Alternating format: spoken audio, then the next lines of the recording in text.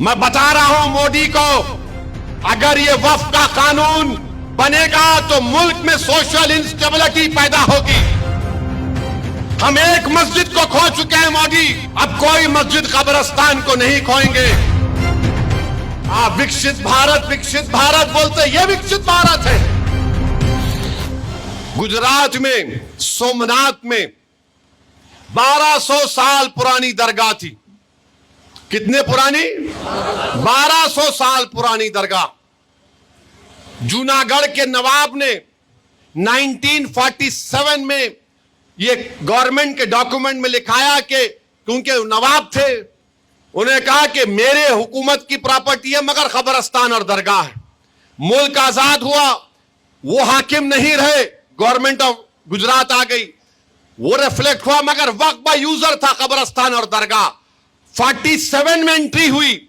सितंबर 2024 में मोदी ने कहा अब तुम नोटिस दो दरगाह वालों को कि वो जो 75 साल पहले जो एंट्री हुई थी वो गलत है, ये गवर्नमेंट की प्रॉपर्टी है।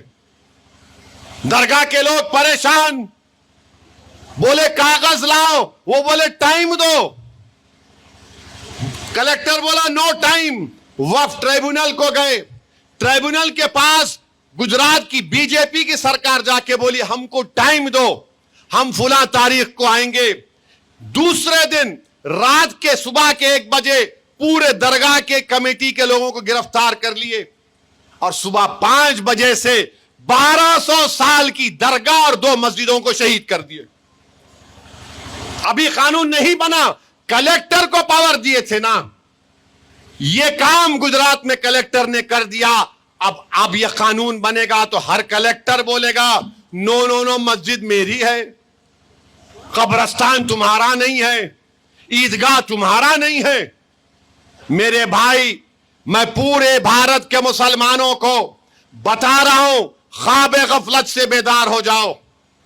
मैं बता रहा हूं मोदी को, अगर यह वक्फ का कानून बनेगा तो मुल्क में सोशल इंस्टेबिलिटी पैदा होगी। हम भारत को 1980 और 1990 के दहे में लेकर जाएंगे। हम एक मस्जिद को खो चुके हैं मोदी, अब कोई मस्जिद कब्रिस्तान को नहीं खोएंगे। अगर आप मुल्क को विकसित भारत नहीं बनाना चाहते, अगर आप मुल्क को 1980 और 90 के दहे में लेकर जाना चाहते हैं, तो फिर आपको फैसला करना पड़ेगा। सोशल इंस्टेबिलिटी इस देश में पैदा हो जाएगी। अगर कल को आकर बोलेगा ये शिवा रेड्डी पेट की मस्जिद को मैं तोड़ दूंगा, तो क्या का नौजवान चूड़ियां पहन के बैठ जाएगा? कि यहां के बुजुर्ग बोलेंगे कि मैं ज़ईफ हो गया, अब मैं कुछ नहीं करूंगा। बुढ़ा भी बोलेगा मरना है तो मस्जिद की हिफाजत करके मरूंगा। नौजवान भी बोलेगा जवानी मस्जिद पे कुर्बान, मैं भी कुर्बान। मेरे अजीज दोस्तों और बुजुर्गों, मेरे अजीज दोस्तों और बुजुर्गों, ये कानून मोदी बनाना चाहते हैं। बताओ आप कितना जुल्म निफरत इन लोगों में मुसलमानों के ताल्लुक से है। क्यों बना रहे कानून आप? नहीं, वक्फ को अच्छा करने बना रहे। कौन सा अच्छा कर रहे आप? गवर्नमेंट, कलेक्टर को पावर, वक्फ बाय यूजर गायब, रेट्रोस्पेक्टिव रजिस्ट्रेशन, ट्राइब्यूनल गायब, लिमिटेशन एक्ट अप्लाई होगा, इवैक्यू प्रॉपर्टी खत्म। को क्या बचेगा फिर? खाली कागज पे लिखा होगा वक्फ बोर्ड। मालिक कौन होंगे? मोदी होंगे। हम वक्फ क्यों करते हैं? अल्लाह के लिए करते हैं। एक बार अगर कोई वक्फ कर दिया, उसका मालिक अल्लाह होता है। अब मोदी बोल रहे मालिक अल्लाह नहीं रह सकता है, मालिक मैं बन जाऊंगा। मोदी जी, मुल्क में सोशल इंस्टेबिलिटी ना पैदा हो जाए। आप विकसित भारत बोलते, ये विकसित भारत है। 17 करोड़ मुसलमानों से मस्जिदों को छीनना चाहते हैं आप।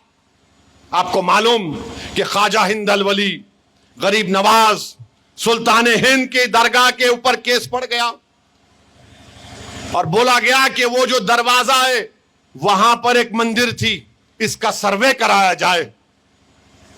अब अगर यह कानून बनेगा तो कलेक्टर बोलेगा यस, ये वक्फ की प्रॉपर्टी नहीं है, अब बताओ, ये केस बढ़ चुका है। आगरा की जामा मस्जिद है, सीढ़ियों पे बोलते नहीं यहां पर नीचे कुछ और था। यह भी हो रहा है। मेरे अजीज दोस्तों और बुजुर्गों, नौजवानों, अगर आज हम बेदार नहीं होंगे, अगर हम ऐसा ही लड़ते रहेंगे एक दूसरे से, याद रखो फलस्तीन का मसला, ये वक्फ कानून का मसला, ये सिर्फ देवबंदी, बरेलवी, सूफी, अहले हदीस या शियाओं का मसला नहीं है, ये हमारी शनाख्त का मसला है। तो बेदार हो जाओ, अपने इत्तेहाद को मजबूत रखो।